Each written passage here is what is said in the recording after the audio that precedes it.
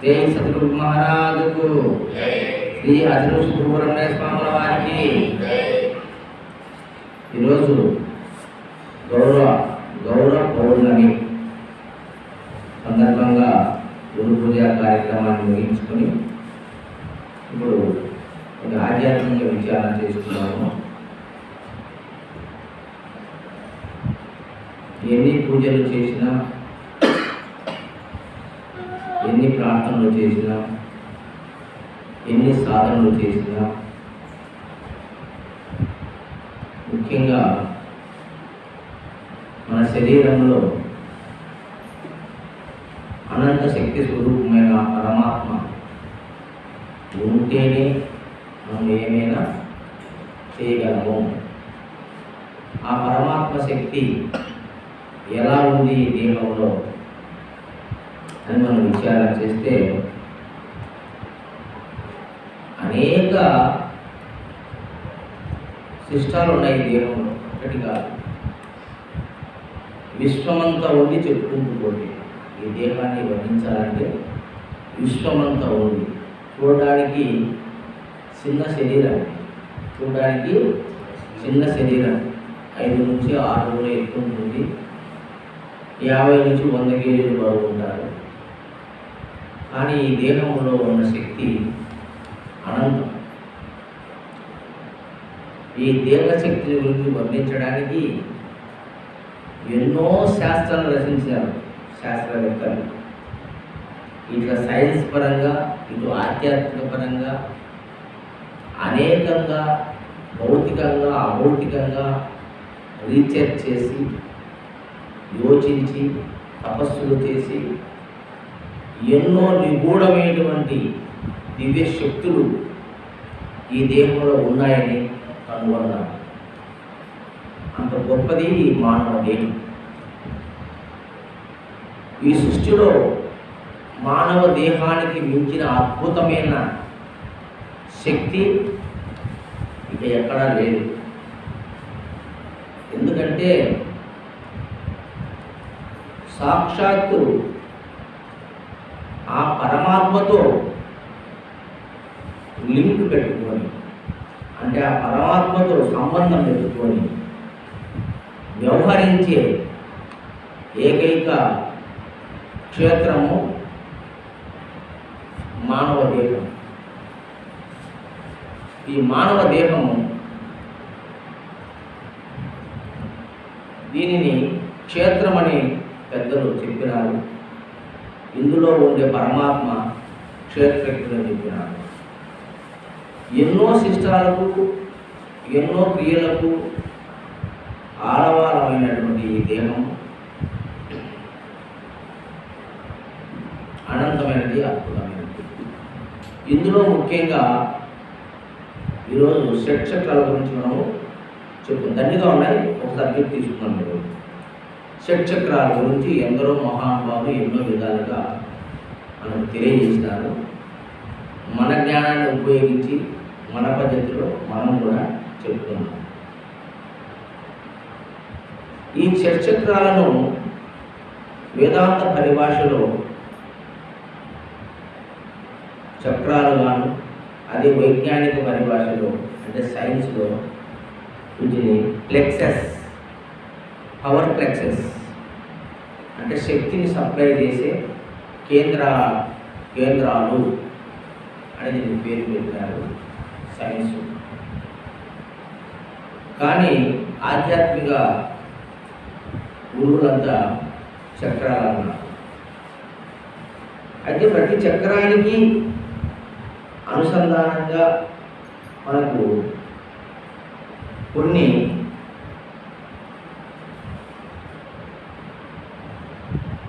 Hormones ఉన్నాయి ఈ శరీరంలో. ప్రతి చక్రానికి అనుసంధానంగా కొన్ని హార్మోన్స్ ఉన్నాయి. ఈ ప్లెక్సెస్లో కొన్ని వేల నాడులు కలయికే ఒక చక్రం ప్లెక్సెస్. దీని పలుగురు 10 రకాలుగా మనకు ప్రబోధించినారు. మూలాధారమని, స్వాధిష్టానమని, మణిపూరకమని, అనాథమని, విశుద్ధమని, ఆజ్ఞాచక్రమని, ఈ షట్చక్రాలని, 7వది సహస్రార చక్రమని మనకు చెప్పుకుంటూ వచ్చారు. కానీ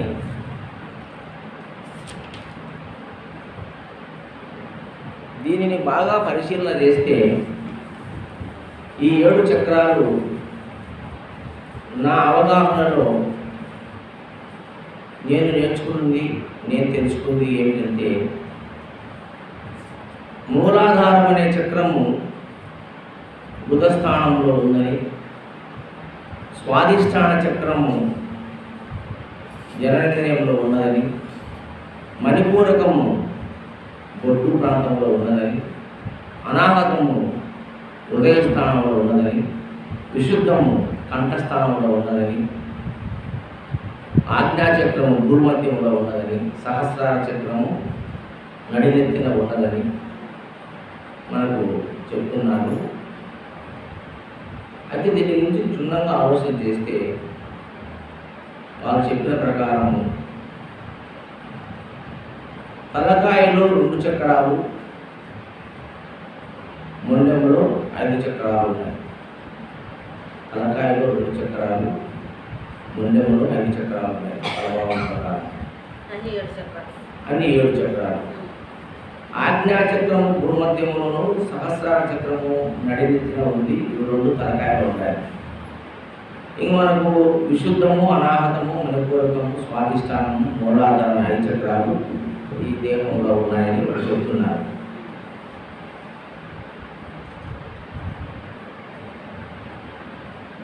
దీన్ని కుండలిని శక్తి ద్వారా మూలాధారంలో చక్రము అవేకినింగ్ అయితే, అంటే అది ఉత్తేజపడితే అక్కడి నుంచి ఒక్కొక్క చక్రము ఓపెన్ అయ్యి, అంటే ఉత్తేజానికి గురి అయిపోయి లాస్ట్లో సహస్రార చక్రం నందు ఆ యొక్క శక్తి ప్రసారం అయితే నీవు మోక్షానికి అనుభవిస్తావు అని పెద్దలు చెప్తున్నారు.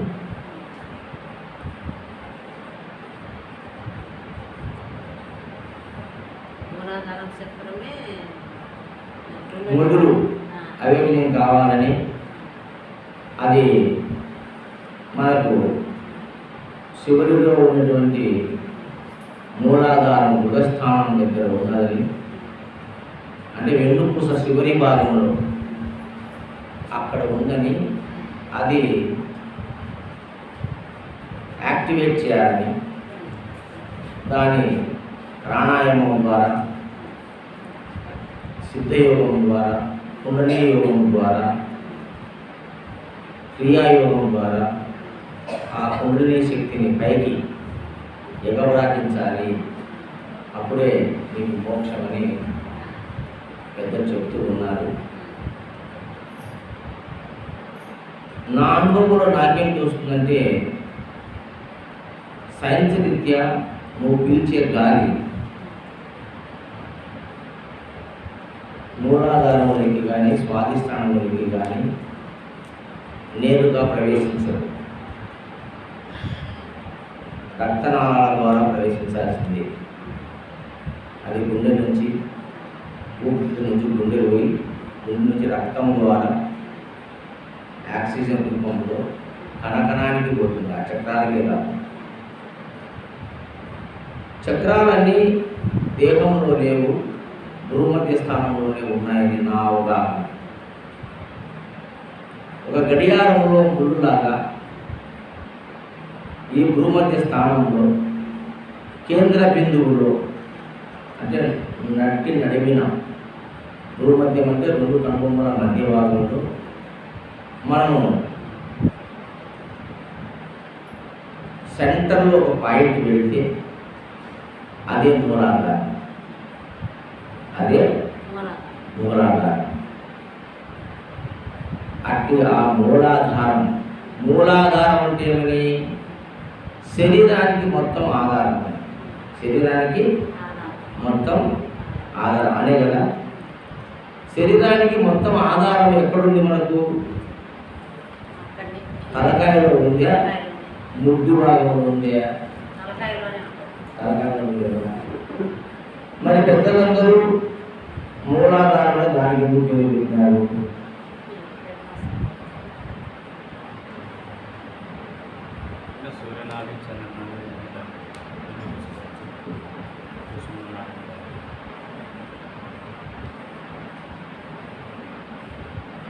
నీవు గాలి పుచ్చినప్పుడు వదిలినప్పుడు ఈ ఉచ్ఛ్వాస నిశ్వాస ద్వారా ముక్కు రంధ్రముల ద్వారా ఊపిరితిత్తులోకి వెళ్తుంది.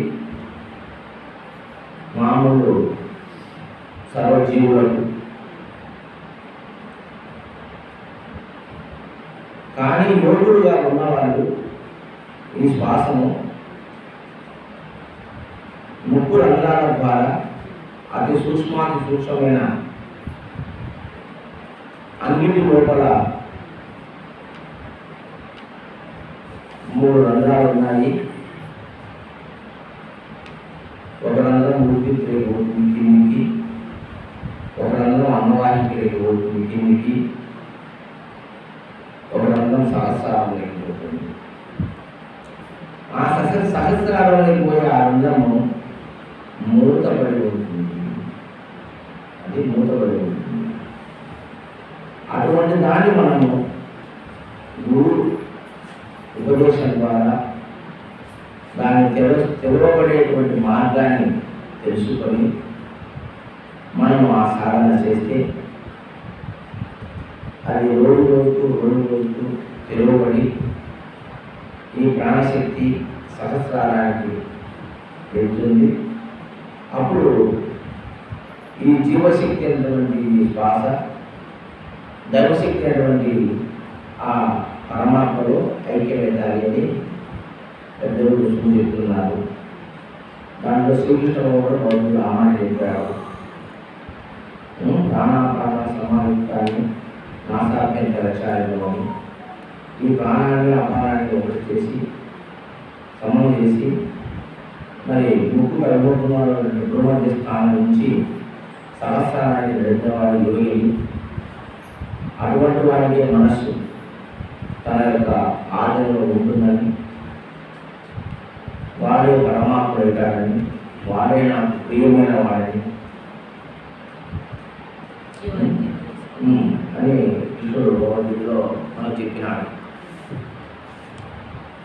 అయితే మూలాధారము అనేది శిరస్సులోనే ఉన్నది అని నా అభిప్రాయం. ఎవరి అభిప్రాయం ఎలా ఉన్నప్పటికీ నాకు అభిప్రాయం ఉంది. నా అభిప్రాయం ప్రకారం మూలాధారం శిరస్సులో ఉంది. షట్చక్రాలు శరీరానికి సంబంధించినవి కావు, అవి మనసుకు సంబంధించినవి అని తెలుసుకోవాలి. ఈ షట్చక్రాలు శరీరానికి స్థూలం కాదు, అవి సూక్ష్మం,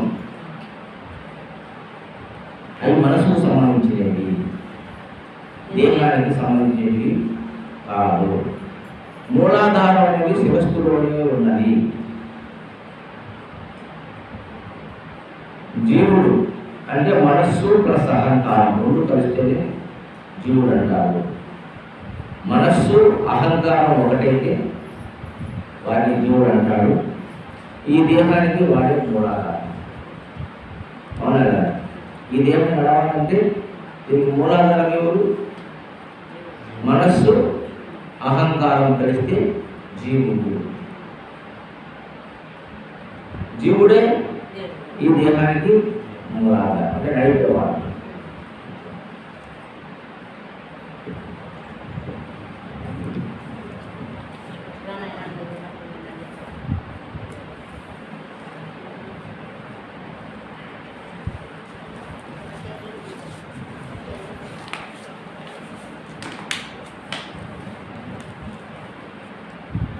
మనస్సు అహము రెండు కలిస్తేనే జీవుడు ఏర్పడ్డాడు. వాడు శిరస్సు అందే స్థిరమై ఉన్నాడు. తర్వాత స్వాధిష్టాన చక్రం అన్నాము. ఈ స్వాధిష్టాన చక్రము ప్రాణము అపానము అంటే ప్రాణాయామము ద్వారా ఒకటి చేయడమే స్వాధిష్టానము అనగా స్వాధీనపరచుకోవడం అనే అర్థం. స్వ అధిష్టానం అంటే అధిష్టాన చేతన బ్రహ్మను ప్రాణాపానములను కలిపి అంతర్ముఖ ప్రాణాయామం ద్వారా ఒకటి చేసి అధిష్టాన చేతన బ్రహ్మాన్ని ఆధీనం చేసుకోవడమే స్వాధిష్టానము. ఇది మనసుకు సంబంధించింది, శరీరానికి సంబంధించింది కాదు. ఇది స్థూల చక్రాలు కాదు, సూక్ష్మ చక్రాలు. ఈ స్వాధిష్టాన చక్రం ద్వారా మనం ఏం చేస్తామంటే ప్రాణము ఆపానము రెండు ఉన్నాయి మనలో. ఈ ప్రాణాపానము ఒకటి చేసి అధిష్టాన చేతన బ్రహ్మను ఒకటి చేసి మన ఆధీనం చేసుకోవడమే స్వాధిష్టానం. అవునా? అర్థమైంది. ఇక మూడవది మణిపూరకం. మణిపూరకం అనేది ప్రాణాపానములు రెండు ఒకటి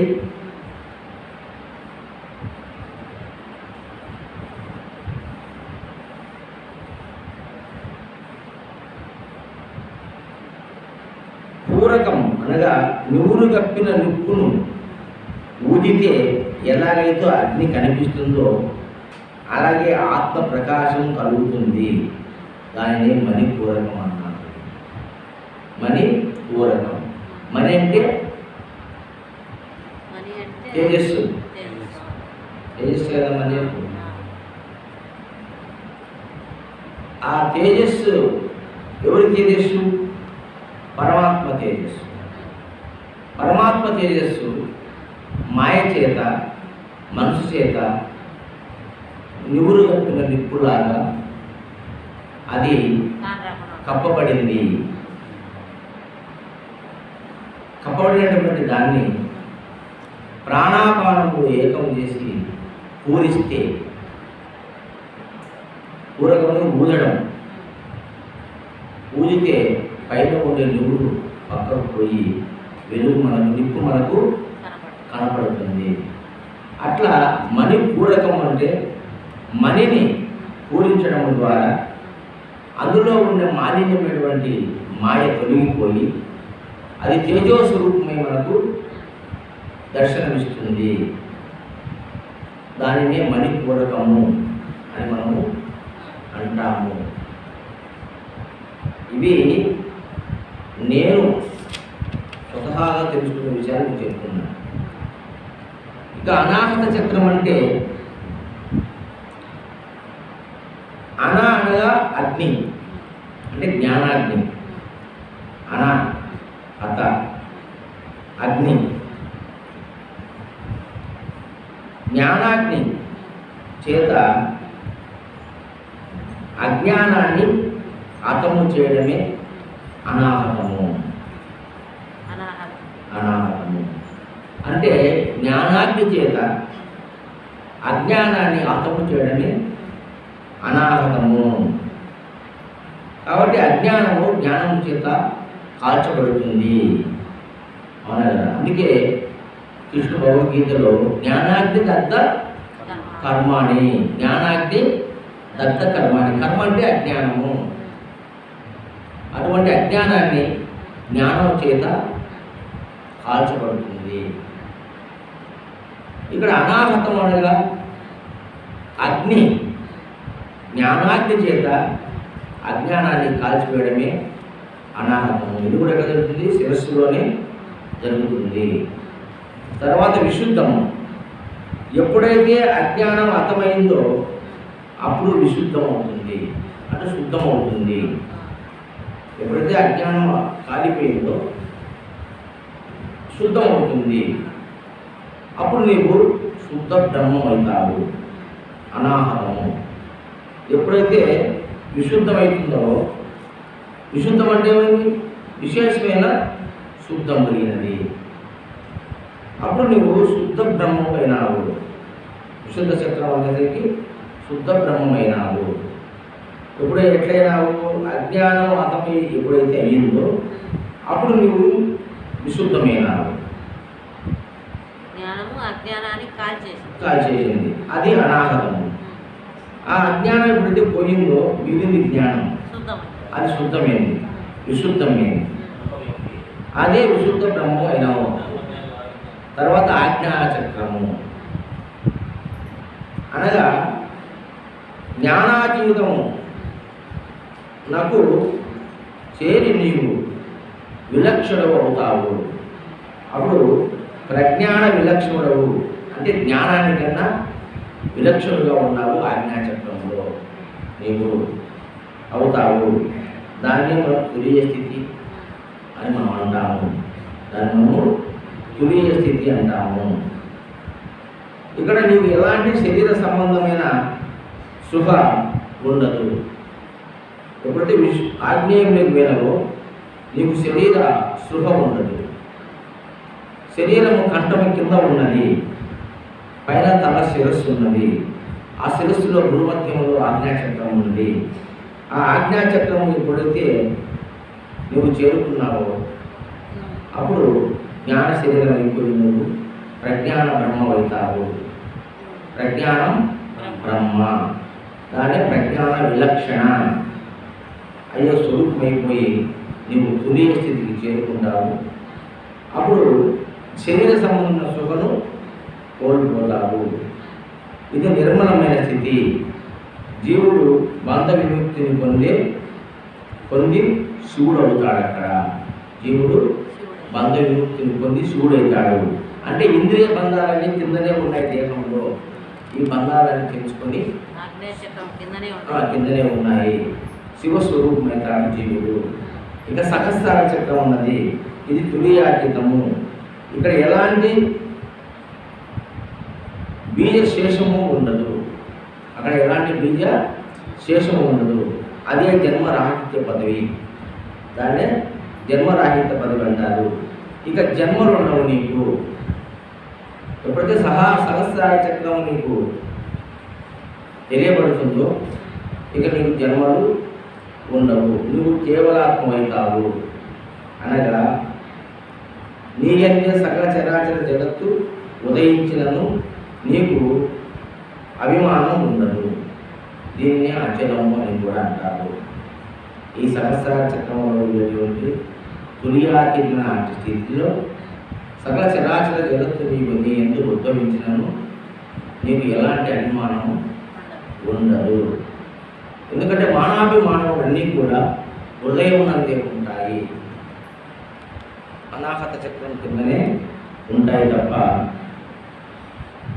ఇక్కడ ఆజ్ఞాచక్రము సహస్రార చక్రము నీకు ఉన్నత స్థితిలో ఉన్నాయి. అట్టి స్థితికి నువ్వు చేస్తావు.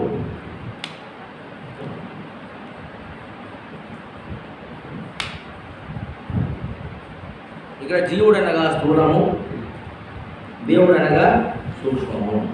జీవుడనగా స్థూలము, దేవుడనగా సూక్ష్మము.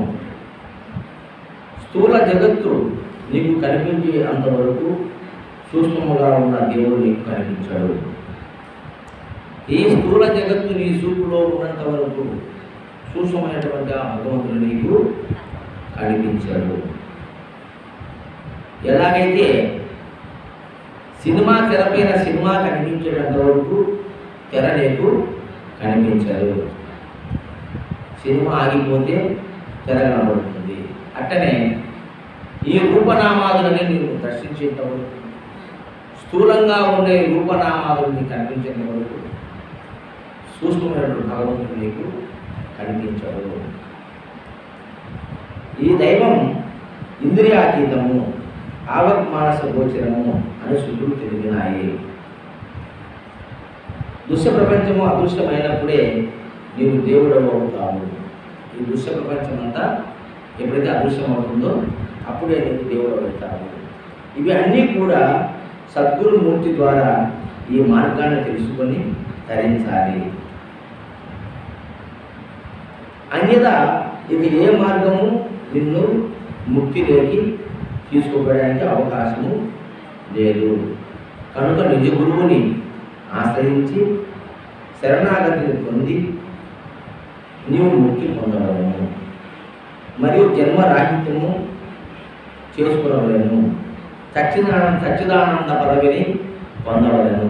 అంటే ఈ షట్చక్ర రహస్యాన్ని మనం తెలుసుకొని ఏ విధంగా ఒక్కొక్కటి అంటే మనసు అహంకారం కలిస్తే జీవుడయ్యి మూలాధారమైనట్టుగా ఉచ్ఛ్వాస నిశ్వాసను ఏకం చేసి మరి జీవుడు దేవుణ్ణి స్వాధీనం చేసుకుంటే అది స్వాధిష్టానం అని.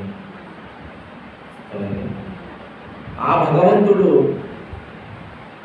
ఈ జీవునికి కంటికి కనిపించకపోవడానికి కారణము నివురుగప్పిన నిప్పులాగా మాయ ఆవరించి ఉండడం చేత, అట్టి మాయను నువ్వు మణిపూరక శక్తి చేత పూరించినప్పుడు నిప్పుపైన నివురు ఎలా తొలగిపోతుందో అలా నీలో మాయ కవచము వీడిపోయి ఆ యొక్క జ్ఞాన స్వరూపమైనటువంటి మణిపూరకము మీకు దగ్గర అవుతుంది. తర్వాత అనాహతము, అంటే అగ్ని, హతం అంటే జ్ఞానాగ్ని, జ్ఞానాగ్ని దగ్ధ కర్మాని. ఎప్పుడైతే కర్మలన్నీ దగ్ధమైపోయినాయో అప్పుడు అనాహత చక్రాన్ని నువ్వు ఛేదించిన వాడవుతావు. తర్వాత విశుద్ధి అంటే జ్ఞానము కూడా నాశనం అయిపోయింది. జ్ఞానాతీతమైనటువంటి ప్రజ్ఞాన బ్రహ్మస్వరూపంలో అవుతావు. తర్వాత ఆజ్ఞాచక్రం వచ్చేసరికి నీవు ప్రజ్ఞాన విలక్షణుడవుతావు. జ్ఞానానికి అతీతంగా ప్రజ్ఞాన విలక్షణుడవుతావు, పరమాత్మ స్వరూపుడవుతావు. ఆజ్ఞాచక్రం ద్వారా ఆజ్ఞాచక్రము దాటుకొని సహస్రారం చేరినప్పుడు అది తుర్యాతీతమని, అది కేవల ఆత్మ స్వరూపమని, అక్కడ సృష్టి లేదు, రూపనామాదులు లేదు, అక్కడ ఏమీ లేదు. నిశ్చలము, నిర్మలము, శాంతం, అచలం, అదే పరిపూర్ణం. అట్టి స్థితిని పొందినప్పుడు పరిపూర్ణమవుతావు. అటువంటి ఆ యొక్క సహస్రార చక్రాన్ని నీవు చేరుకున్నట్లయితే ఈ ప్రాణాశక్తి ద్వారా ఈ ప్రయాణం అంతా కూడా ఈ ముక్కు ద్వారానే జరుగుతుంది తప్ప మూలాధారం అంటే వెన్నుపూస శివుని భాగంలో ఉందని, స్వాధిష్టానం అంటే మరి ఈ యొక్క జననేంద్రియాల దగ్గర ఉన్నదని, మణిపూర్ ఈ దేహంలో ఎక్కడ లేదు. ఈ షట్చక్రాలు యొక్క భూమధ్యంలోనే ఉన్నాయి, ఈ తలకాయలో ఉన్నాయి. ఆ తలకాయలో ఉన్న ఆ చక్రాలని ఒక్కోదాన్ని దాటుకుంటూ పోవాలంటే ఈ శ్వాస ద్వారా నువ్వు ప్రయాణం చేయాలా. ఈ శ్వాస ద్వారా కింద ఉండే మూలాధారాలను కదిలించలేదు, అది సాధ్యం కాదు, అది అసంభవము. అది అసంభవము, అది దారి లేదు, మార్గం లేదు. అది ఒక ద్రవము మనకు మెదడు నుంచి వెన్నుపూస ద్వారా వచ్చి జీవశక్తిని మనకు సరఫరా చేస్తూ ఉంది. ఆ జీవశక్తి కనుక సన్నగిలిపోతే కాల్చులు చచ్చిపోతాయి, పక్షవాతం వస్తుంది. దీనికంతా కారణమైనటువంటి ఒక ద్రవ పదార్థం ఆ వెన్నుపూసలో 72,000 నాడుల సూక్ష్మనాడు స్వరూపంతో ఈ దేహాన్ని మొత్తం కదిలిస్తూ ఉంది. దీనికి అందరికీ మూల ఆధారము శిరస్సులోనే ఉన్నది. ఏ విధంగా చెట్టుకైతే మూలాధారము వేరులో ఉంది, భూమిలో ఉంది, అట్లా ఈ చెట్టు మరి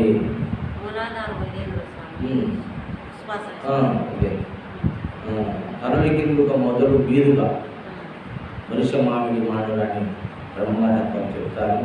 దీనికి మొదలు పైకి ఉంది, పైనుంచి కిందికి పొడిచింది. ఇది తలకాయలో నుంచి నీ అవయవాలన్నీ ఏర్పడ్డాయి. నీవు తల్లి గర్భంలో ఉన్నప్పుడు ఒక వీర్యకణం అనేది ఒక చేప పిల్లలాగా ఉంటుంది. దానికి తలా తోక ఉంటుంది. ఆ తలా తోక ద్వారా తన శక్తి తలలోనే ఉంటుంది. ఆ తలలో ఉన్న శక్తి స్వరూపంతో కాళ్ళు, చేతులు, సర్వేంద్రియాలు ఏర్పరచుకుంది. ఆ శక్తి అంతా తలకాయలో నుంచి వచ్చింది. ఇప్పుడు కూడా మన శరీరానికి అందరికీ శక్తి తలకాయలో నుంచి రావాలి. అవునా కదా? పంచ జ్ఞానేంద్రియాలు, పంచ కర్మేంద్రియాలు, విషయేంద్రియాలు అన్నీ కూడా పనిచేయాలంటే తలకాయల నుంచి శక్తి మనకు రావాలి. ఏమిటి కదలాలంటే తలకాయలకు శక్తి రావాలి. ఈ కాళ్ళు కదలాలంటే తలకాయల మనకు శక్తి రావాలి తప్ప అన్నిదా ఏ విధంగా వచ్చడానికి అవకాశం లేదు. ఈ విధంగా షట్చక్రాలను మనం లోపల చెప్పుకోవచ్చు. ఏమాత్రమైనా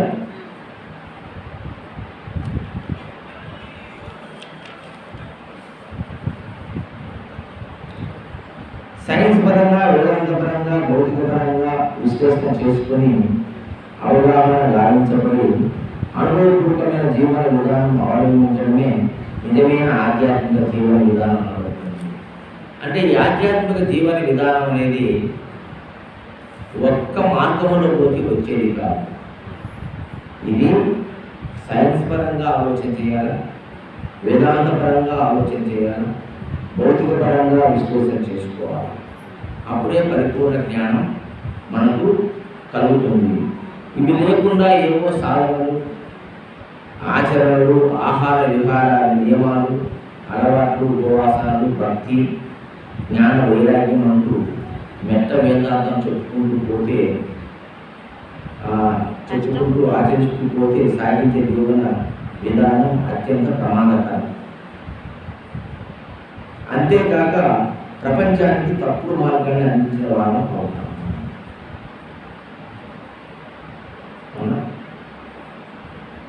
అర్థం పర్థం లేని ఆధ్యాత్మిక పరిజ్ఞానంతో మనం ప్రబోధిస్తే అది దేనికి పనికి రాక సమయము, కాలము, మన శ్రమ వృధా అయిపోతుంది. కాబట్టి షట్చక్రాలు అంటే ఈ విధంగా శరీరంలో ఉన్నాయని పెద్దలు చెప్తున్నారు. అది మనసుకు సంబంధించిన సూక్ష్మమైన ఈ చక్రాలు మన భూమండలంలో ఉన్నాయి. ఇది నేను చెప్పిన మార్గం అర్థమవుతుంది కదా. ఏ ఏ పదార్థాలతో ఎలా నిర్మాణమైన ఇంద్రియాలని, ఈ యొక్క షట్చక్రాలు ఎలా సాధించాలి వాటిని అనేటువంటి థియరీ తెలియబడింది కదా. దాన్ని ప్రాక్టికల్గా ఉపదేశంగా మీకు అందరికి తెలియజేశాను నేను. దాన్ని సాధన చేస్తే ఈ అన్ని అనుభవాన్ని కలుగుతాయి. ఏది స్వాధిష్టానంలో ఏ అనుభవం ఉంది, మన మూలాధారంలో ఏ అనుభవం ఉంది, అనాహతంలో ఏముంది, మణిపూరకంలో ఏముంది, విశుద్ధంలో ఏముంది, ఆజ్ఞాచక్రంలో ఏముంది, సహస్రంలో ఏముంది అనే విషయాలు చెప్పినా కదా నేను గుర్తుండే కదా. మరి దాన్ని అనుసరించే మనము నువ్వు సాధన చేసుకుంటూ వస్తే ఒక్కొక్కటి విడబడతాయి. ఇది పరమ రహస్యము. దీన్ని ఏ గురువు చెప్పరు, ఏ శాస్త్రంలో లేదు. ఇది అంతర్గతంగా మదిలో పుట్టిన శాస్త్రము.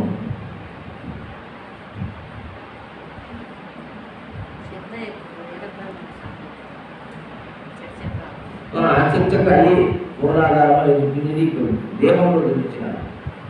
నేను ఎక్కడ చెప్తున్నాను ఇప్పుడు? తలకాయలో, మనస్సులో చెప్తున్నాను. అది ఎలా చేయాలో చెప్తున్నా, మార్గం కూడా చెప్తున్నా, ఎట్లా విడబడితే చెప్తున్నా. కానీ వాళ్ళు ఆయన చెప్పలే. నువ్వు ధ్యానం చేస్తే, క్రియాయోగం, సిద్ధయోగం చేస్తే, కొన్ని ఏళ్ళ తరబడి చేస్తే మూలాధారంలో యాక్టివేట్ అయ్యి ఆ పుణ్య శక్తి పై ఎగబాకుతుంది. అన్ని చక్రాలు యాక్టివేట్ అయ్యి సంసారంలో జీవుడు వేసేయాలి అంటున్నారు. కానీ అది సత్యమని మనం నమ్మడానికి అవకాశం లేదు. కానీ నేను చెప్పిన మార్గం సులువైన మార్గం. ఇది నువ్వు ఏ స్థితిలో ఉండేది నీకు అర్థమవుతావు. నువ్వు మూలాధారంలో ఉన్నావా, స్వాధిష్టానంలో ఉన్నావా, మణిపూరకంలో ఉన్నావా, అనాహతంలో ఉన్నావా, విశుద్ధంలో ఉన్నావా, ఆజ్ఞాచక్రంలో ఉన్నావా, సహస్రాలలో నిన్ను నువ్వు పరీక్ష చేసుకోవచ్చు, నిన్ను నువ్వు చెక్ చేసుకోవచ్చు. మళ్ళీ ఫైనల్గా ఒకసారి చెబుతున్నా వినండి. మూలాధారంలో నువ్వు ఉన్నావంటే మనస్సు అహంతో ఉన్నావు. నిలకడలేని మనస్సుతో దానికి అహంకారం తోడైతే ముందుగానే కోటి మనస్సు, అది కళ్ళు రాయితే ఎట్లుంటుందో, దాని తేలు కుడితే ఎట్లుంటుందో అవి ఏమో చెప్తారు మన వాళ్ళు. అంత చిత్రంగా ఉంటుంది. మూలాధారంలో మనస్సు అహము రెండు కలిస్తే జీవుడు అంటారు. వాడే మూలాధారంలో ఉంటుంది. మూలాధార స్థితి జీవుడు. స్వాధిష్టానం అంటే మూలాధారాన్ని వదిలిపెడితే, అంటే మనస్సును అహాన్ని వదిలిపెడితే ఉచ్ఛ్వాస నిశ్వాసల ద్వారా ప్రాణాపానముల ద్వారా పరమాత్మను స్వాధీనం చేసుకోవడమే అధిష్టానం. ఆత్మస్వరూపాన్ని స్వాధీనం చేసుకోవడమే. అప్పుడు జీవుడు వేయు దేవుడు వేయడానికి అవకాశం ఉంది. స్వాధిష్టానం. స్వాధిష్టానం వచ్చి మణిపూరకం పోతే, మణిపూరకం అంటే అది తేజోరూపం, తేజస్వరూపం. తేజస్వరూపమైన అగ్ని స్వరూపాన్ని నీవు ఈ యొక్క ఉత్పాదన స్వరం పూరించినట్లయితే నీకు కప్పిన మాయ, అంటే ఈ యొక్క జీవుడికి కప్పిన మాయ తొలగిపోయి ఏమి జ్ఞానజ్యోతి జ్ఞానస్వరూపం అంటే ఆ పరమాత్మను దర్శిస్తాడు. అప్పుడు పరమాత్మ స్వరూపం కాదు. అనాహతము అన్నప్పుడు పరమాత్మ అనేది ఏదో, ఏ జ్ఞాన స్వరూపమో ఆ జ్ఞానం వల్ల అంతరించిపోయి నీవు ప్రజ్ఞానం అవుతావు. ప్రజ్ఞానం బ్రహ్మ అవుతావు. అక్కడి నుంచి విశుద్ధికి పోతే శుద్ధ బ్రహ్మ అవుతావు. అంటే సమస్తం పోయింది. జ్ఞానం పోయింది, ప్రజ్ఞానం పోయింది, మాయ పోయింది, మనస్సు పోయింది. నీవు శుద్ధ బ్రహ్మలో అయినా విశుద్ధంలో. విశుద్ధం లేకపోతే శుద్ధ బ్రహ్మ అవుతావు. శుద్ధ బ్రహ్మతత్వం ఎలా ఉంటుందో తెలుసు కదా. శుద్ధ బ్రహ్మం అంటే అక్కడ తపోక్తగా ఉంటావు. నీ సర్వ విషయాలు కూడా నువ్వు సాక్షి మాత్రగా ఉంటావు. సాక్షిగా ఉంటావు. దేనికి నువ్వు కర్తవు కాదు, భోక్తవు కాదు. ఏమి జరిగినా ఏమి చేసినా నీకు సంబంధం లేదు. తర్వాత ఆజ్ఞాచక్రం పోతే జ్ఞానాతీతము, ప్రజ్ఞాన విలక్షణ అవుతాము. అంటే సాక్షి కూడా కాకుండా సాక్షి కఠినమైన తురీయ స్థితికి వెళ్తావు. అంటే తురీయ స్థితిలో అక్కడ ఏమీ లేదు. కేవలం సత్సిద్ధు ఆనంద స్వరూపం ఉన్నది. ఆజ్ఞాచక్రం ఉన్నది. అటు స్థితి నీకు కలిగితే నీవు ఆజ్ఞాచక్రంలో ఉన్నట్టు. తర్వాత సహస్రానికి పోతే నువ్వు అచల స్వరూపం. నీవు ఈ భౌతిక ప్రపంచంలో ఉన్నప్పటికీ ఈ ప్రపంచం యొక్క స్పృహ నీకు ఉండదు. ఈ భౌతిక రూపనామాలు నీవు కనిపించవు. మొత్తం విశ్వం అంతా నీవే కనబడతావు, దైవమే కనబడుతుంది. మిగతా రూపంలో నీకు కనపడవు. ఇది సహస్రార చక్రంలో ఉంటుంది మహత్యము. ఇట్లా ఈ విధంగా నువ్వు నిరంతరాలకు చెందినట్లయితే నువ్వు మోక్షం కలుగుతుంది. నువ్వు జీవన్ముక్తి పొందుతావు.